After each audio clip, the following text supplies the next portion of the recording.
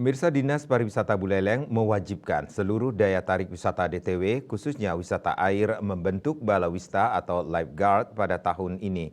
Hal ini dilakukan untuk menjamin keselamatan para wisatawan yang berkunjung ke DTW.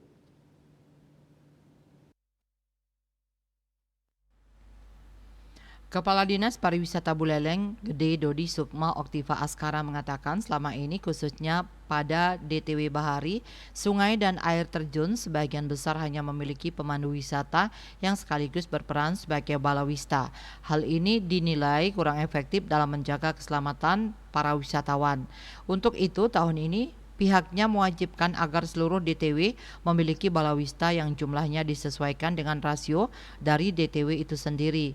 Sekarang pemandu wisata khusus memandu saja. Sementara di setiap objek wisata seperti air terjun misalnya ada atraksi water sliding dan water jumping, harus ada standby lifeguard untuk mengawasi wisatawan yang berkunjung. Sementara untuk DTW yang tidak masuk dalam objek retribusi seperti Pantai Kerobokan, Pantai Penimbangan hingga Pantai Eks Pelabuhan Buleleng, balawistanya akan disediakan sendiri oleh Dinas Pariwisata Buleleng.